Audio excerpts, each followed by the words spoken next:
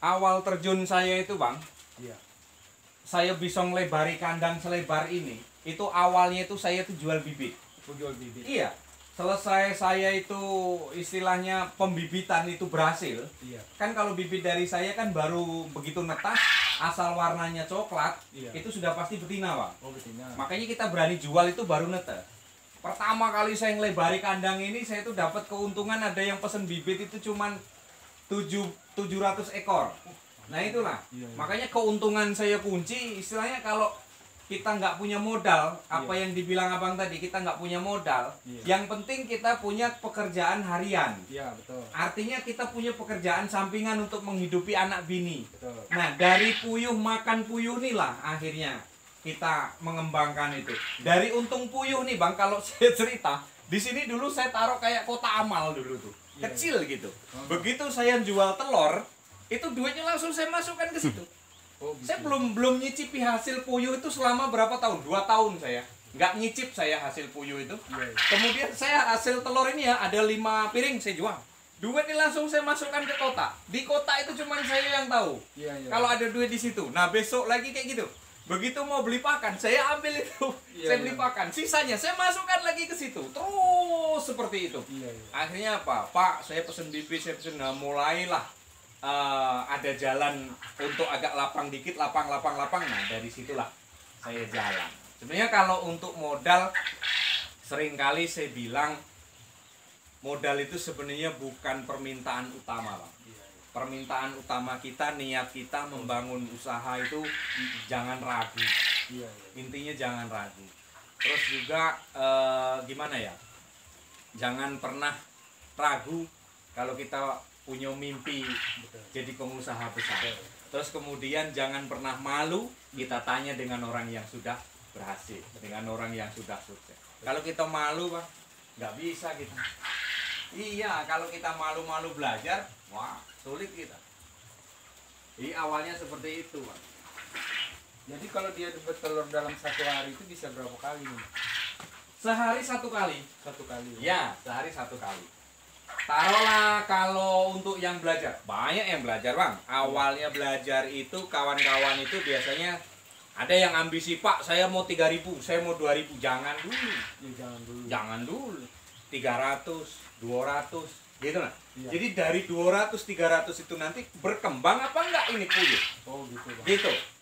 Kalau enggak berkembang, kita yang jelas belajar dari kesalahan, Bang. Iya. Kalau kita belajar dari keberhasilan, ya kita sulit juga. Betul. Keberhasilan itu awalnya kan dari susah dulu. Susah dulu. Dari kita gagal dulu. Nggak ada usaha tahu-tahu kok langsung sukses tanpa ada gagal, nggak mungkin. Iya. Gagal dulu itu pasti. Kalau kita niat usaha, kita niatkan gagal aja dulu gitu loh. Tapi kan biasanya sesudah gagal, mereka nggak mau bangkit lagi. Kalau ini saya tanya, kalau gendala mati bang? Kalau kendala mati, nih, paling sehari seminggu itu paling mati 2-3 kayak gitu cuman. 2-3. Iya, nggak signifikan. Nah balik lagi tergantung nanti apa ya? Tergantung nanti perawatan kita. Oh perawatan. Tergantung di perawatan kita. Iya. Rajin kita keluarkan kotoran. Karena apa? Kotoran ini kan jaraknya dekat bang. Oh iya. Kalau nggak rajin kita bersihkan, wah ini bom waktu di sini. Bom waktu. Kapan dia meledak, amoniaknya dihirup dengan mereka, ya sudah. Gitu. Itu dengan gendalanya. Iya. Mungkin penyakit-penyakit ya boleh dikatakan agak ringan lah, kayak senot, mungkin kayak berak kapur, kolera, beraknya hijau. Nah, itu pun juga ada cara-cara ngatasinya ada. Di video-video saya ada itu guys. Kalau memang ada kendala-kendala silahkan dibuka di Puyuh Jambi tentunya di channel itu. Nah terus kemudian seminggu sekali atau sebulan 2 kali saya semprot bang. Oh harus semprot ya. Ada biofektan di sini. Ini kita semprot karena apa? Kita takutnya ada kuman-kuman yang kita tidak tahu dia sembunyi di mana. Iya. Nah itu. Ini kita semprot ke burungnya nggak apa-apa. Kena air minum, kena pakan nggak masalah. Nggak masalah. Kalau makannya berapa kali mas ya? Kalau makan, nah itu dia bang. Sekarang gini, perhitungan kita begini. Puyuh ini kan kalaulah sudah normal seperti ini, dia sudah bertelur, Iya. itu satu ekor puyuh itu makannya itu satu ekor puyuh untuk menghasilkan telur yang sudah bertelur seperti ini. Lain halnya dengan perhitungan tadi, dengan perhitungan waktu DOP, waktu anakan. Kalau seperti ini, dia perharinya itu satu ekor itu hanya butuh 23 on. 23. Nah, berarti kalau puyuh ini 50, yaitu sekitar 1 kilo. 1 kilo ya. 1 kilo itu untuk sehari. Satu kotak ini. Ya, kalau ini satu apa ya, satu koloni ini, satu rak ini kan ada 4, 1, 2, 3, 4. Ini kan saya isi 25, 25, 25, jadi ini 100. Jadi ini pakannya ini sekitar 2 kilo, Bang. 2 kilo. Semuanya. 2 kilo itu untuk berapa hari, Bang? 2 kilo untuk sehari. 1 hari. Nah, 100 puyuh 100 itu makannya 2 kilo. Gitu. Jadi kalau kita kalkulasikan dengan harga pakan dengan harga telur yang ada di Jambi, Iya. ya lain daerah lain ini ya, lain daerah lain harga. Harga pakan tiap provinsi beda, harga telur tiap provinsi beda. Kalau untuk di Jambi saat ini kalau kita memelihara sekitar 100, itu keuntungan mungkin sekitar 12.000 atau taruhlah 10.000. 10.000. 100 ekor. 100 ekor. Kalau kita pelihara 500 berarti keuntungan 50. Gitu aja Bang hitungnya, Bang. Enaknya gitu aja. Iya, iya. Jadi kalau untuk pakan Iya. itu satu ini sudah saya langsung segini. Ini untuk sekali kasih makan puyuh 25 ekor. 25 ekor. Ini satu kandang ini kan kita isi 25 ekor. Iya, iya. Ini sekali ngasih makan. Sekali makan. Tetapi kalaupun saya balik, saya tinggal balik misalkan kayak ini kan kantor kan libur, Bang. Iya, iya. Biasanya kalau hari-hari kantor ini nggak libur, saya ada rapat, ada kegiatan, biasanya langsung saya kasih pakan itu 2 kali. Artinya untuk pagi dengan siang. Siang. Nanti sore kan saya ke sini. Tiap sore Iya. kita ya panen telur seperti ini. Oh, tiap sore ya. Nah, gitu. Jadi kalau untuk rumusnya, Bang, semuanya harus kenal rumus. Iya, betul. Satu kandang ini saya isi 25 karena sesuai dengan rumus.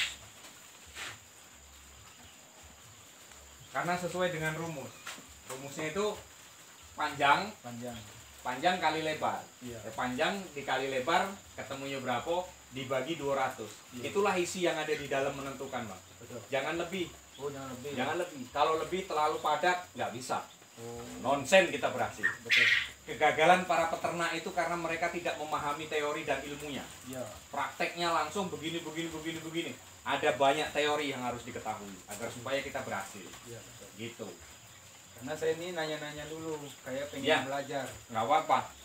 Makanya kandang itu saya bikin kayak gini, Bang. Kalau ini pakai nipel, di sini saya semen, orang begitu masuk takut. Iya. Wah, berarti puyuh ini kalau nak ternak modal besar kayak Iya, gitu. betul. Jadi kalau kayak gini kita ya bisa diterima di kalangan menengah ke atas, menengah ke bawah bisa.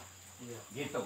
Nggak perlu kita modal besar dulu. Intinya kita ternak dulu 100 200. Kita kenali dulu, Bang. Iya, iya. Puyuh siapa, saya siapa, biarkan kita kenal dulu cara ngurusnya seperti apa gitu. Nah, kalau kita sudah ada keberhasilan di 200 300, rata-rata kawan itu nambah. Nambah. Banyak yang berawal dari 200, dari 300, sekarang sudah ribuan. Kalau ini pakai vitamin juga ya?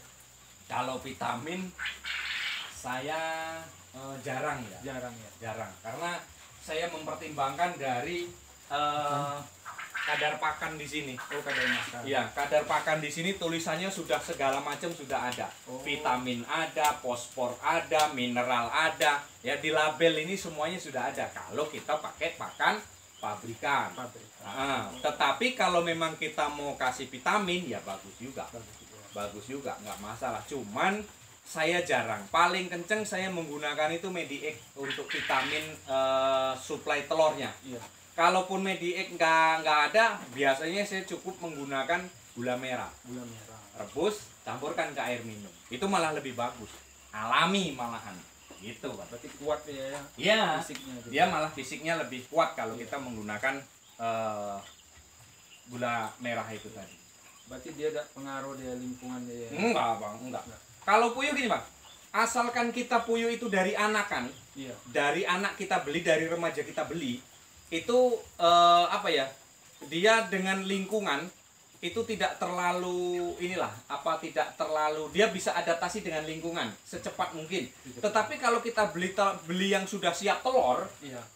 beli di umur 45 hari, taruh di sini bertelur, mungkin dia terkejut kan. Terkejut ya. Tapi kalau kita lingkungan kita ini kan lingkungan masih perkebunan ya. Iya. Kalau di padat penduduk di pemukiman rata-rata saya sarankan untuk beli telur itu sekitar umur-umur mungkin baru netas. Gitu guys. Terima kasih sekali yang sudah hadir di channel kami yaitu di Edi Puyuh Jambi tentunya.